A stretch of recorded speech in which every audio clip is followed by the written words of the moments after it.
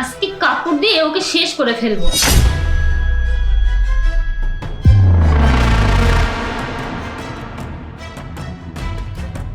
এখন আমি ফ্যান চালু করে দিব। এখন আবার বাইরে কে আসলো?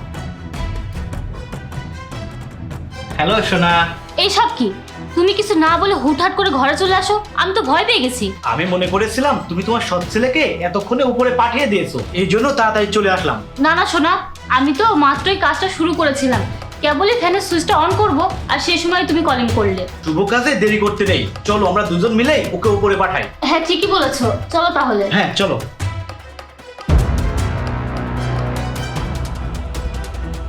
আচ্ছা, আমাদের ঘুম নষ্ট করে ও এখানে শান্তির ঘুম ঘুমাচ্ছে? হ্যাঁ বেবি, এসব দেখলেই তো আমার মাথা খারাপ হয়। আমি তো ওকে তখনই মেরে ফেলার প্ল্যান করেছিলাম যখন ও আমাদের দুজনকে একসঙ্গে দেখেছিল। ওতে একবার আমার স্বামীকে সবকিছু বলেই দিয়েছিল, কিন্তু আমার স্বামী আমাকে মাফ করে দিয়েছিল।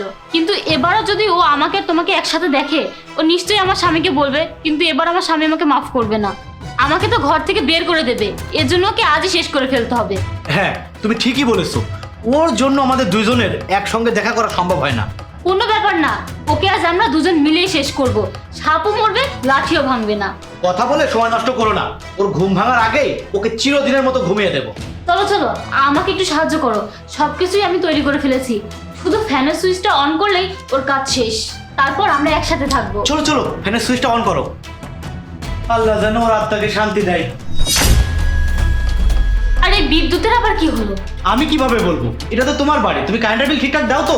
আরে তোমার ওই ছেলেটা একটা অপয়া, আমরা যখনই ওকে মারতে চাই তখনই কোনো না কোনো একটা সমস্যা হয়ে যায়। বাবু তাড়াতাড়ি কিছু করো না, না হলে আমাদের এই প্ল্যানটাও শেষ হয়ে যাবে। আরে আমি কি করব, কারেন্ট চলে গেছে তো। তুমি তাড়াতাড়ি করো শোনা, তুমি একটু চেক করে দেখে আসো যে কি হয়েছে। আমি দেখছি কি সমস্যা। জাহিদ, তুমি এখানে কি করছো? কি হলো? তোমরা দুজনে কি করছিলে? তোমরা তোমাদের দুজনের প্ল্যানে এগুতে পারলে না, তাই না? কি প্ল্যান? আর আপনি সব কি বলছেন? এই তুই চুপচাপ দাঁড়িয়ে থাক। আর অপু, তুমি আমার ছেলের সাথে সব কি করতে যাচ্ছিলে?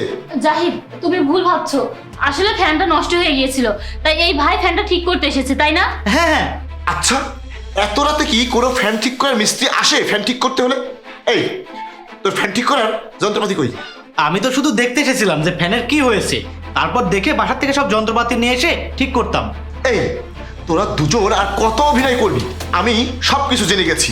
তোরা তো দুজন মিলে আমার ছেলেকে শেষ করে ফেলতে চেয়েছিলি। ইমন আমাকে সবকিছু বলে দিয়েছে। ইমন, ইমন!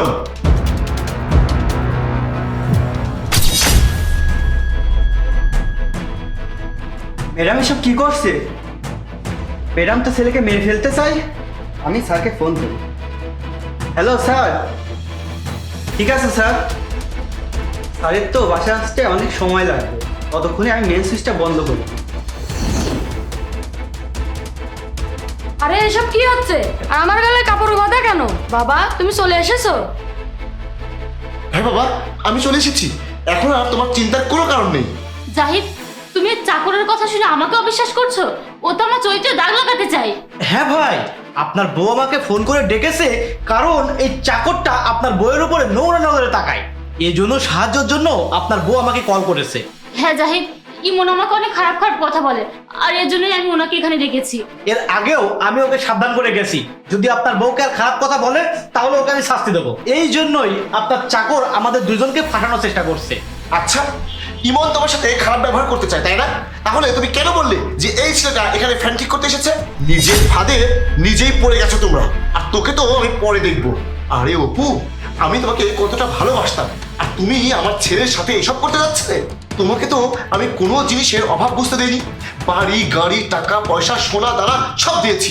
আমি এত কষ্ট করি শুধু তোমার জন্য, আর তুমি এই ছেলেটার জন্য আমার সাথে আর আমার ছেলের সাথে এসব করলে। আমি তো এর আগেও তোমাকে একবার মাফ করেছিলাম, তারপরেও তুমি আবার এসব করলে। তোমাকে মাফ করার কথা আমার ছেলে বলেছিল, তাই আমি আমার ছেলের কথায় তোমাকে মাফ করে দিয়েছিলাম। বাসায় আমার ছেলেকে দেখার জন্য তুমি ছাড়া আর কেউ নেই, তাই প্রথমবার আমি তোমাকে মাফ করে দিয়েছি। আমার ছেলে তো তোমার কাছে 2 বেলা খাবার ছাড়া আর কিছু চাই না, তারপরেও তুমি তার সাথে এরকম কেন করলে? ঠিক আছে অপু, যাও, আমি তোমাকে মাফ করে দিলাম। তুমি যদি এই ছেলের সাথে খুশি থাকো তাহলে তুমি এই ছেলের সাথেই চলে যাও। আমার বাসা থেকে তোমরা দুজন এই মুহূর্তে বের হয়ে যাও। তোমাদের দুজনের চেহারা আমি যেন আর কোনোদিন না দেখি। যাও।